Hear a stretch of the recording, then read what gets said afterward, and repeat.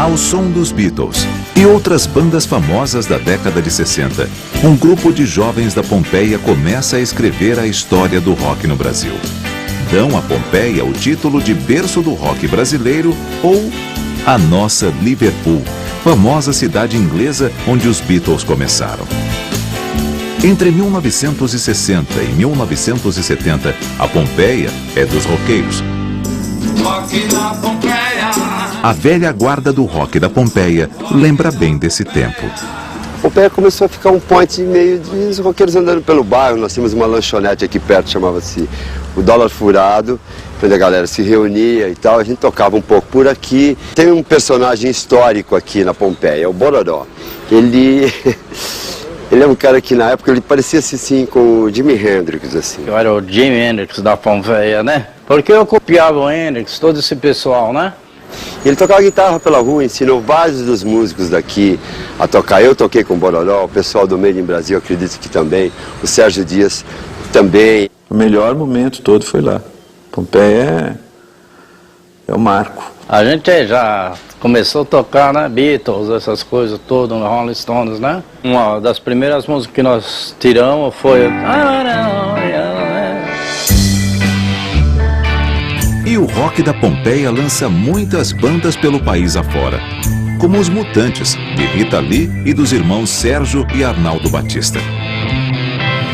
Aqui é a casa onde nasceram os Mutantes.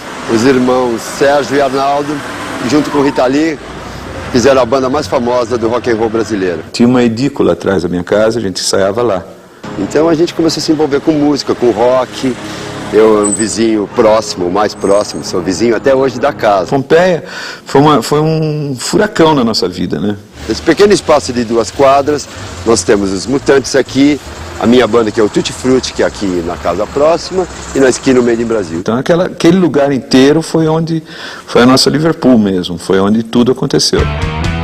E mais bandas saem da Liverpool brasileira, como a Tutti Frutti, que toca com Rita Lee depois dos Mutantes.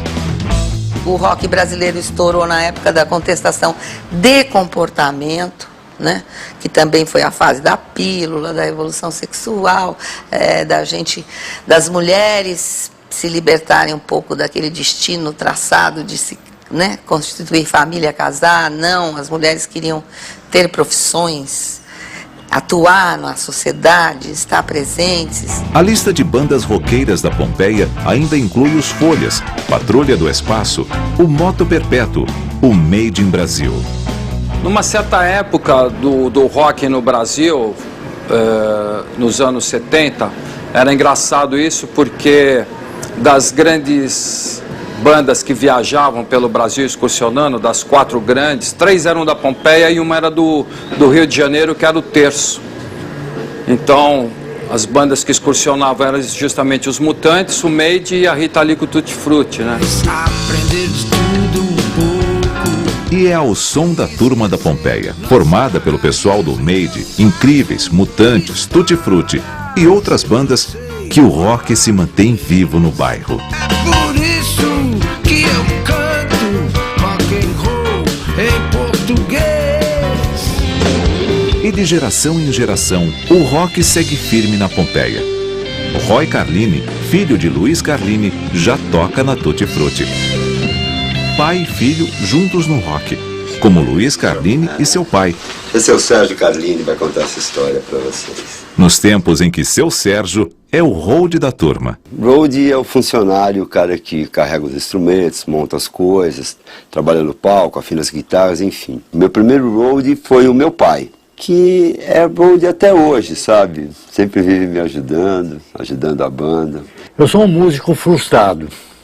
Nunca toquei nenhum instrumento, mas carreguei uma montanha dele, sabe? Foi o primeiro road do menino aqui. Nunca me pagou o cachê. Mas isso não era pra falar. A gente combinou o cachê? Não, mas estava implícito, né? Seu Sérgio acompanha o tempo de uma nova geração. Um tempo bem diferente do seu, dos seus pais, seus avós. Imigrantes que constroem a Pompeia lá atrás, no início do século XX. Italianos, portugueses, espanhóis, japoneses, alemães. gente de todos os cantos do mundo chega ao Brasil em busca de uma nova vida e trabalho.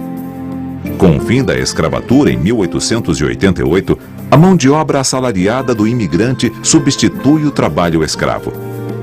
Em São Paulo, as lavouras de café e as indústrias atraem os estrangeiros.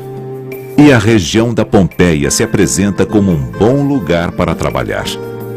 Em fábricas como a Companhia Melhoramentos, Curtume Franco Brasileiro, a Companhia Santa Marina e Indústrias Matarazzo. Muitas empresas não estão mais no bairro. No lugar da Matarazzo, por exemplo, funciona agora um moderno conjunto de escritórios. Só algumas velhas chaminés da fábrica lembram os velhos tempos. Nas indústrias Matarazzo, trabalhava a minha família. Meu avô, 50 anos. Meu pai, 30 anos.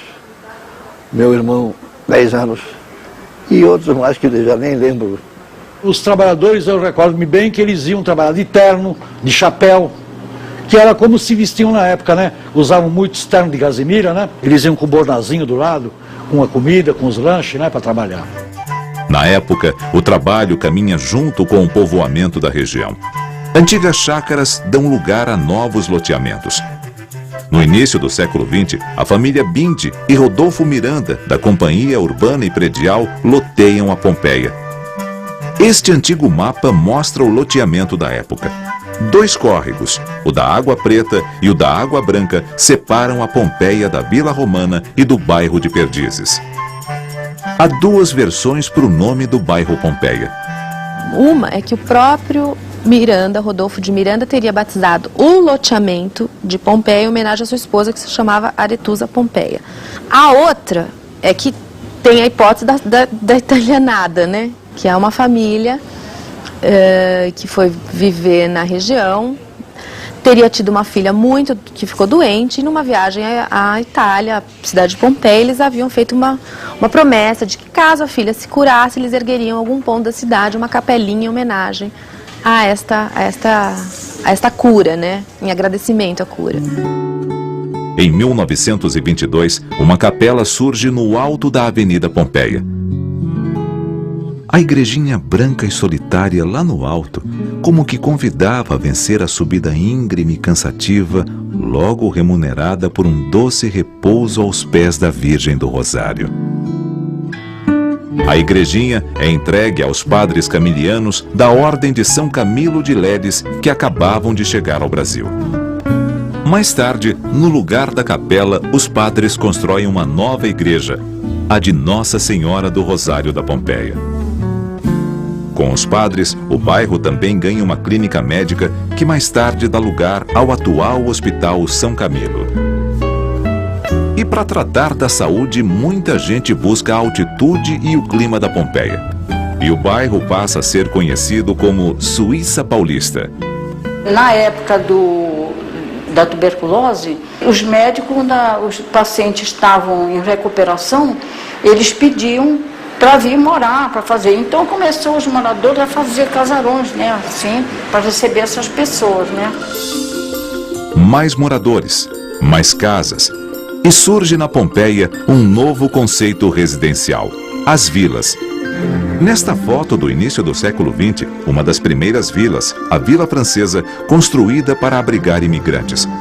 E a mesma vila hoje, com casas particulares.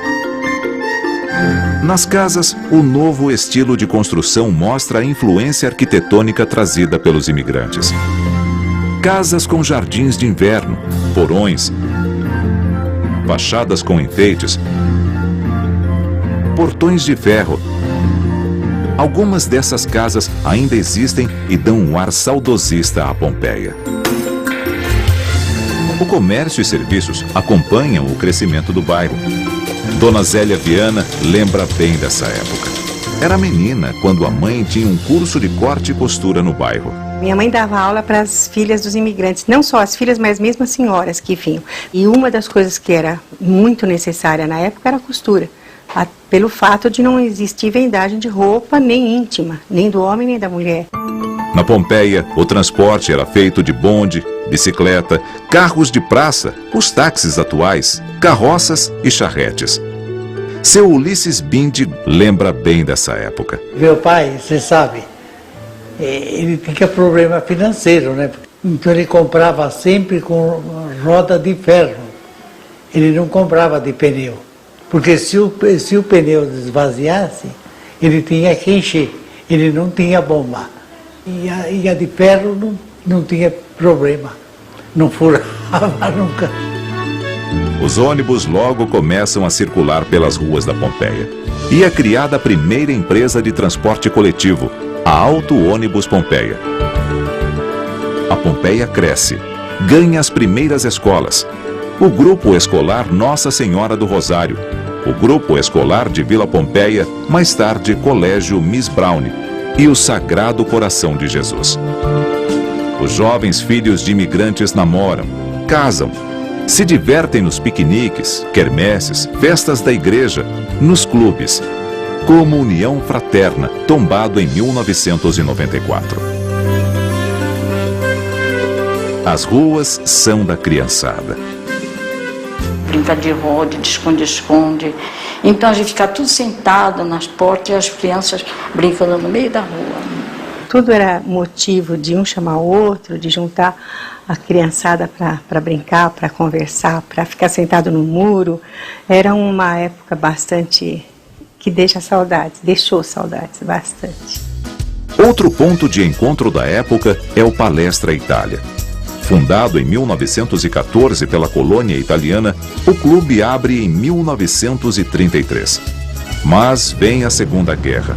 A Itália apoia os nazistas e o clube, com medo de represálias, muda o nome para Sociedade Esportiva Palmeiras. Palmeiras de muitos craques, como Oberdan Catani, um dos maiores goleiros do futebol brasileiro da década de 40. Uma defesa espetacular. Filho de italianos, Oberdan vive até hoje na Pompeia. Eu fui caminhoneiro. Eu viajava todo dia de Sorocaba para São Paulo. Então eu encostava o caminhão aí, eu ia assistir o jogo do Palestra. Aí meu irmão me fez um convite se queria fazer um treino aí. E eu vim com ele fazer um teste aí. Cheguei e tinha 15 goleiros para fazer teste. Eu fui o último. Aí me chamaram para assinar contrato. Aos 21 anos, Oberdan já é goleiro titular do time, posição que ocupa durante 15 anos. Teve um jogo amistoso aí contra o Corinthians e me puseram para mim estrear contra o Corinthians à noite. Nunca tinha jogado à noite. Aí entrei e não saí mais. O time alviverde ainda revela outras feras. Djalma Santos, Djalma Dias, Dudu e Ademir da Guia. Ademir, o divino para a torcida alviverde, também mora na Pompeia.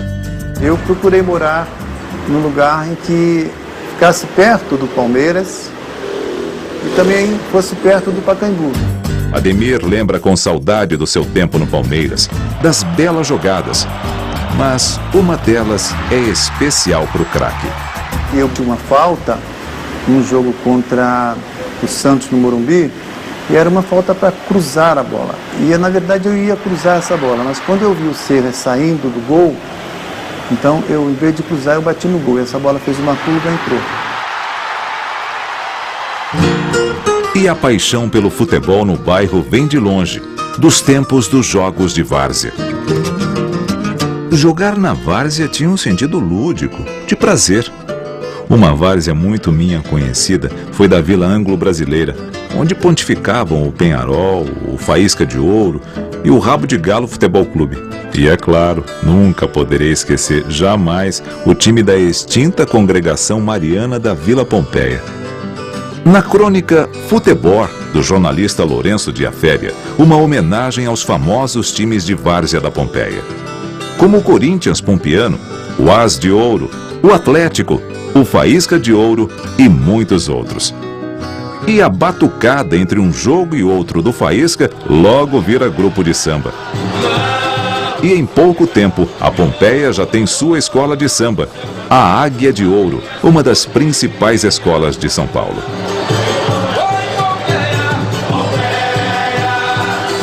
Então hoje não tem como falar Pompeia sem falar do Águia de Ouro e também não tem como falar de Águia de Ouro sem falar da Pompeia.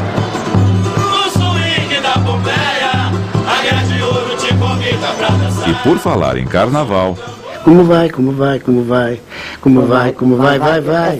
Muito bem, muito bem, muito bem. A famosa marchinha de carnaval é de Manuel Ferreira e Ruth Amaral, 2 compositores da Pompeia com vários sucessos carnavalescos. Vai, me dá um gelinho aí, eu tô a 100 por hora. Se não parar o calor, eu jogo a roupa fora. E é com música, arte e cultura que a Pompeia continua sua história.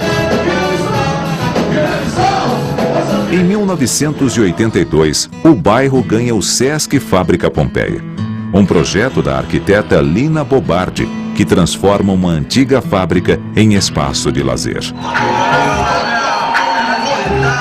O Sesc funciona como um centro cultural bastante importante para a cidade de São Paulo, trazendo várias programações desde esse tempo de 82 e principalmente aqui para o bairro, para o entorno, pois acolhe todo tipo de pessoa que mora aqui, que frequenta essa unidade em todas as atividades que são oferecidas, atividades culturais, de lazer e atividades esportivas.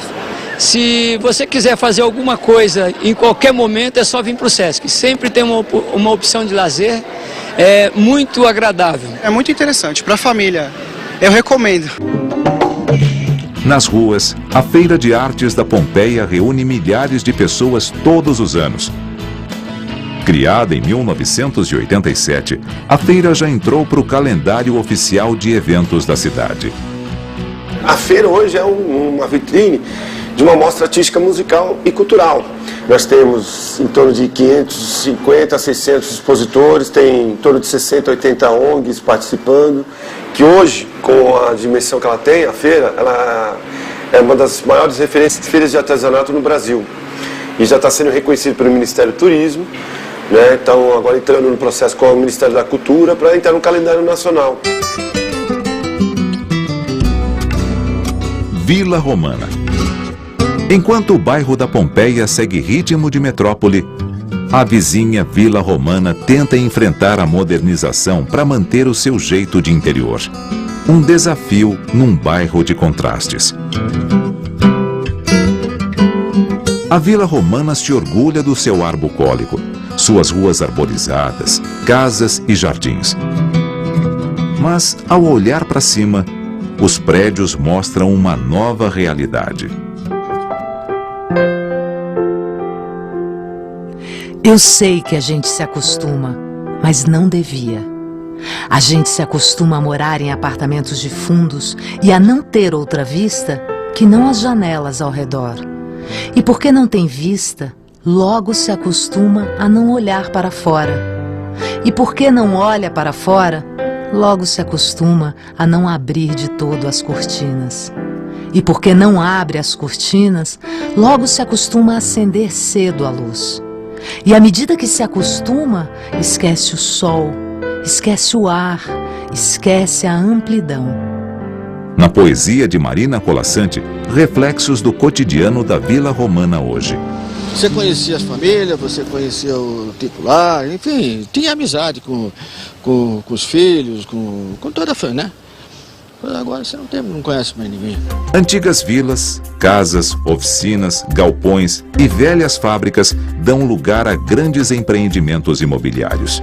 Você vende o empreendimento como um empreendimento com uma boa vista, né? uma fruição da paisagem, num bairro arborizado, com ruas tranquilas, só que quando você tem a torre pronta e as pessoas mudam, elas começam a perceber que não é bem assim, né? Que os próprios empreendimentos estão mudando o bairro. Com os novos empreendimentos, a Vila Romana se transforma, o comércio aumenta, o bairro ganha uma rede de serviços, mais bares e restaurantes. Implanta equipamentos culturais, como o Teatro Cacilda Becker. Antigamente era mais bonita, as casinhas, as vilinhas, né? Tinha um pessoal mais do bairro. Hoje em dia tem muita gente morando aqui, né? Então o trânsito aumentou muito. Assim, o número de carros, de pessoas, de movimento. Mas é bom que, se você for ver por outro lado, né? Ficou mais nobre o bairro, né? Aos poucos, a Vila Romana muda de paisagem. Se distancia do tempo em que foi criada. Como a Pompeia, a vizinha Vila Romana cresce impulsionada pelo café, indústrias, ferrovias e pelo trabalho dos imigrantes, a maioria italianos, que se estabelecem no bairro para trabalhar nas fábricas da região, como a Companhia Melhoramentos. Inaugurada em 1923, a fábrica é pioneira na fabricação de papel no Brasil. É a primeira editora a lançar um livro no país, O Patinho Feio. A fábrica está desativada e o prédio, com sua arquitetura do início do século XX, pode ser tombado pelo patrimônio histórico. O desenvolvimento econômico muda a Vila Romana. Para abrigar os que chegam, loteamentos ocupam o lugar das chácaras. A Vila Romana, ela foi uma consequência da própria Vila Pompeia, né? Ela foi sendo concebida no mesmo processo de ocupação. Ali também em função do que tinha de possibilidade de ocupação para quem trabalhava naquela região, né? Nos nomes das ruas do bairro, a homenagem à sua origem italiana. Uma volta aos tempos da civilização romana. Esparta, Tito, Coriolano, Caio Graco. Uma aula de história pelas ruas da Vila Romana. E é a preservação histórica do bairro que reúne moradores em movimentos como o Mover, que luta pelo tombamento de mais de 60 imóveis da Vila Romana. São imóveis que representam o patrimônio histórico, representam o patrimônio afetivo, né? E principalmente são imóveis que preservam a nossa memória. A casa de Janice de Piero, artista plástica do bairro, é um dos imóveis da lista de preservação do Mover. A casa tem quase 100 anos e mantém a mesma construção do tempo em que foi construída por seus bisavós. Por aqui passaram muitos italianos que vieram naquele momento, né, de imigração. Muita gente que mora ainda aqui no bairro fala, olha, eu já morei aqui. E o movimento de preservação da Vila Romana já mostra resultados. Casas, bares e outras antigas construções começam a ser restaurados. Este bar, por exemplo, recupera na arquitetura e objetos uma Vila Romana do início do século XX. A ideia aqui, o conceito é que você se sinta acolhido como se sentia acolhido na casa, visitando a casa da sua avó. É um lugar aconchegante e agradável dessa forma. E o movimento de preservação do bairro chega agora à internet. Nesta página, Rosângela Finzeto conta a história das 5 gerações da família na Vila Romana. Busca manter viva a história e tradição do bairro. Preservar a história do bairro, preservar as casas antigas, essas casas, essas construções italianas, né, portuguesas, que tem essa cara do bairro, é que vai manter, né, essa história viva aqui, né? Vila Romana, um cantinho do passado guardado entre arranha-céus.